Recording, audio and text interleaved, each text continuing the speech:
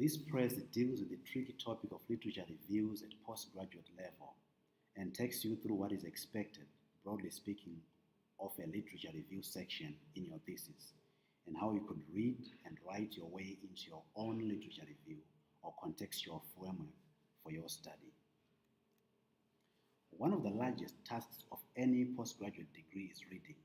You spend at least 6 months of the average MA and 1 year of the average PhD immersing yourself in the literature of your field.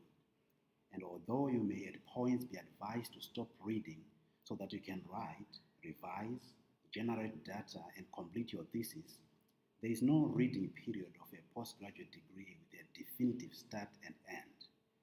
Reading on different levels and of different bodies of literature tends to occur throughout the research process.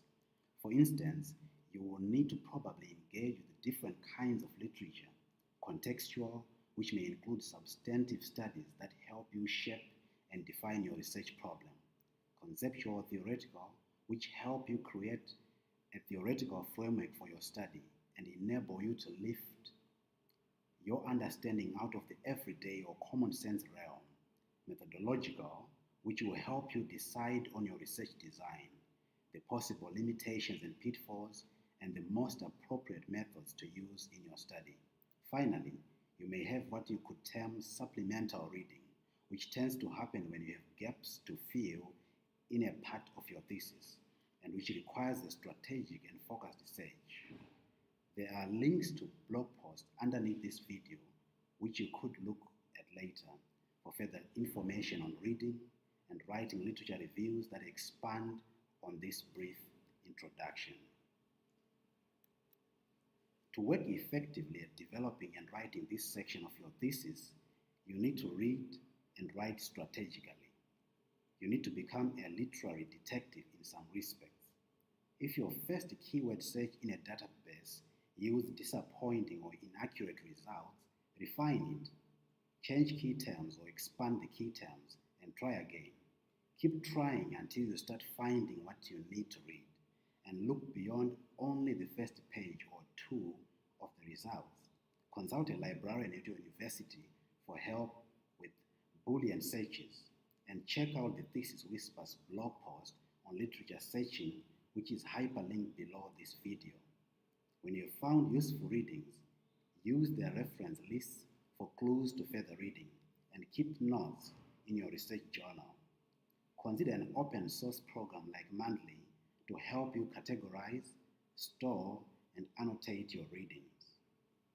When you start getting into all the reading, keep a reading journal and use it to keep summary notes on the arguments and so on in the reading you are doing, to develop your critique of what you are reading, and to make notes on connections, contradictions, repetitions, so that you can organize the literature around your argument. This is key. All the literature you eventually pull into the thesis and include in your literature review must be selected in relation to your study and your research problem and focus. Stop when current reading repeats other work without adding new knowledge. Don't keep going in circles. Move on so that you are using your time effectively.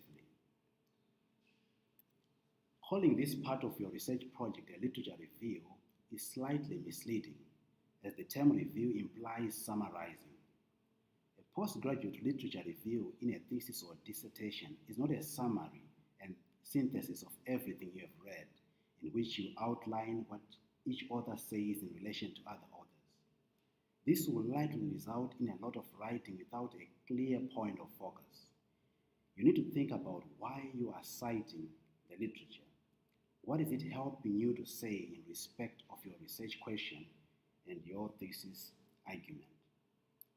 A tip here is to start with the widest or biggest part of the story and then narrow it to your one research project to show how it fits.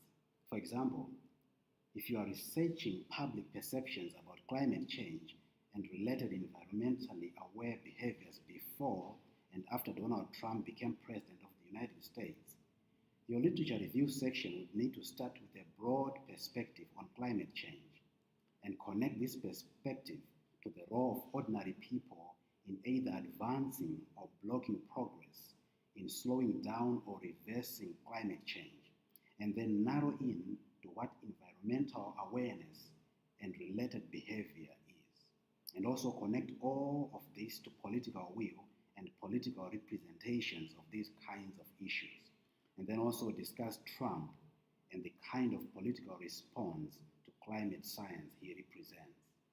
There's a lot here, so you would need to find the most logical and coherent way of presenting this as a narrative, a story. You would need, in working with all these different bodies of literature to be selective by using your research question and proposed argument as a tool to choose only the most relevant literature.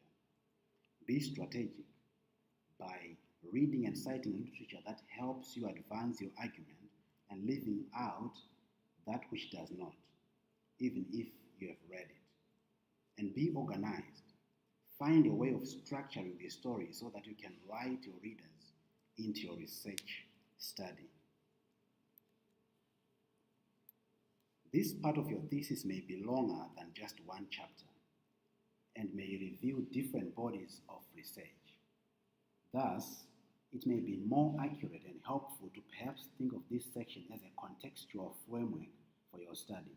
Ask yourself, what context do you need to draw for your study to make sense? Literal, conceptual, etc. And how does this need to be presented to your readers so that they understand what your research is about, why it is being undertaken, and how it could contribute to the field? Remember, like every part of your thesis, this is an argument. Thinking of it this way may help you to move beyond summarizing and synthesizing every reading you have read, towards writing this part of your thesis to explain the context of your study instead, using the literature to support, expand, and illustrate this explanation.